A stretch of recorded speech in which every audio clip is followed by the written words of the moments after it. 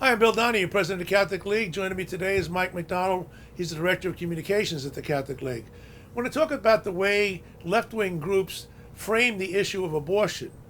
Now, you could say one side is pro-life, the other one is pro-choice. One side, you can characterize them negatively if you want to do. They're anti-this, they're anti-that. But the verbiage does matter. And I'll give you an example before I get into Amnesty International and a new report. In the New York Times this week, there's an article, Maine Candidates Evolution, Anti-Abortion to Progressive. They're talking about Troy Jackson, who will probably go against Susan Collins in Maine in November for the Senate seat. Graham Plattner, the guy with the Nazi tattoos, they like him in Maine, but he had too many affairs with women. You know, he just likes to abuse them, so he's not in. So we have Troy Jackson, okay? Now, Troy Jackson was against abortion, but notice the way the New York Times says it. Anti-abortion to progressive. So obviously he took the enlightened position, according to the New York Times. When you're in favor of killing the kids in the womb, that's considered to be progressive. I'm not sure what regressive would be, maybe infanticide, but I don't even think that would qualify. But today I want to talk also here, bring Mike in on this.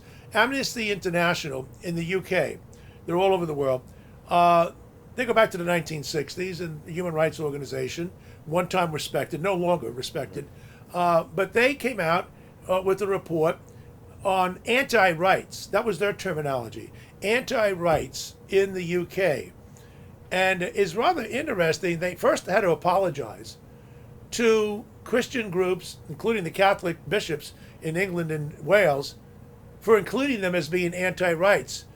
But I actually read the report, and all the way through they slammed Christians anyway, so I don't think the apology is sincere. What they say are anti-rights are somebody who is in favor of protecting the rights of the unborn, in favor of marriage traditionally understood. There's only two people who can create a child, a man and a woman. That's it. Okay? So that's what's natural. And they're in favor anybody who's opposed to gender ideology or the insane idea that the sexes can be flipped. A man can become a woman, a woman can become a man. We know that can't happen, except in your head and at Harvard Medical School. Now, what do you think is driving all this? Yeah, Bill, this is some crazy stuff. And like you mentioned, it's not like they just went after a couple of ideas. They actually did name names, like the Conference of Catholic Bishops in England and Wales. That's not a little group.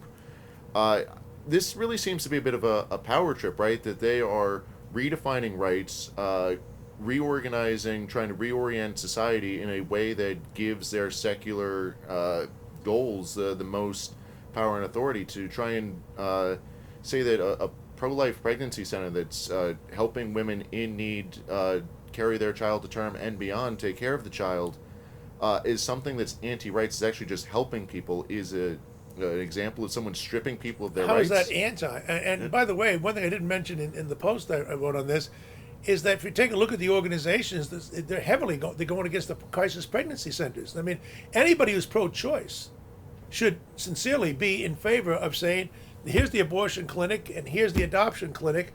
We want to give you a choice. Right. But they don't want to do that. They want to stamp it out. It's really amazing. Now, but the idea of anti-rights, let's say somebody is in favor of gun control and somebody else is in favor of the Second Amendment. A lot of times in history, rights collide. And in the right to a fair trial, for example. Well, should the TV cameras be in there?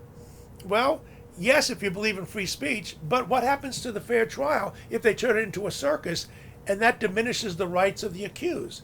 So they're both important, the rights of the accused and free speech. They collide. But nobody in their right mind would say they're anti-rights because you took one side or the other. The rights of the accused and free speech are both very important, but not in the mind of Amnesty International. Now, their enthusiasm for abortion as a right never existed when they first started, Mike. No, it didn't. This is a relatively new development. 2007. 2007, that's when you first went after them. And, they didn't just... At first, they kind of put their toe in the water to see how they feel about it. But then within the next couple of years, especially into the 20-teens, just crazy, off the chart. The church is the problem. The Vatican. Yeah, the anti-Catholicism kicked in. Really came out. Oh, how did you guys really feel? Tell us that. They, kind of seem to have kept that, gently wade into the waters, and then as soon as they could, full-throated, we hate the church, we hate Catholic teaching, we hate the Vatican, and again, this notion that somehow the church insisting on pro-life measures, being against contraceptive, those types of things, are somehow killing Africans, killing people in developing countries. This really is the hallmark of a lot of Amnesty International's bias and hatred for Catholics. So it does say, and right, I think you just hit on a very good point there, Bill. And I think that's, no one would say that, like in the example you gave, that one side is trying to strip somebody of their rights. They're trying to find the happy medium. But with these people, they're not trying to find what's the best way that we can ensure that everyone's rights are best protected and reflected in a way in a just society. And this doesn't seem to be about justice at all. And the anti-Catholic element always seems to dovetail with the pro-abortion one. You go back to the 1960s, before abortion was legal in this country, Lawrence Lader and Bernard Nathanson later changed, he came on our side, but they argued that in order to get abortion accepted in this country, we have to attack the Catholic Church. So they mapped out intentionally an anti-Catholic strategy. And here we have Amnesty International being agnostic on the question. It doesn't really concern us. We're a human rights organization that should have concerned them from the beginning on our side. They stayed away from it. Then when they jump in, they take the pro-abortion side, somewhat moderately initially, as you said, and then they get more radical. But the striking thing is they couldn't do it without attacking the Catholic Church. There's always the bigotry that accompanies the pro-abortion movement. And even here just recently, in January, you had that invasion of a Protestant church in St. Paul, Minnesota. And who justified it? Amnesty International.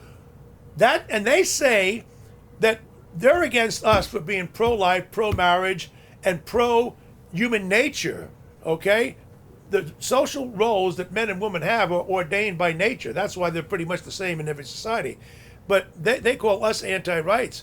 Yet they were justifying people going into church, disrupting the service, terrorizing the children, telling them that their parents are Nazis, and Amnesty International, the human rights group, which thinks that we're anti-rights, are in favor of the people who are there to destroy the rights of the congregants. Yeah, and that's why, Bill, I think you hit the nail right on the head there. The two fundamental rights, the right to life and freedom of conscience, which then leads into freedom of religious liberty. Without those two things, you don't have any other rights.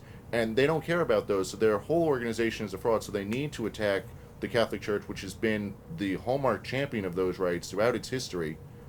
And that's why I think that hatred is just so much at the forefront. It's too bad, because Amnesty International initially did do some good, but now they're just become another left-wing kind of George Soros type of group. Thanks, people.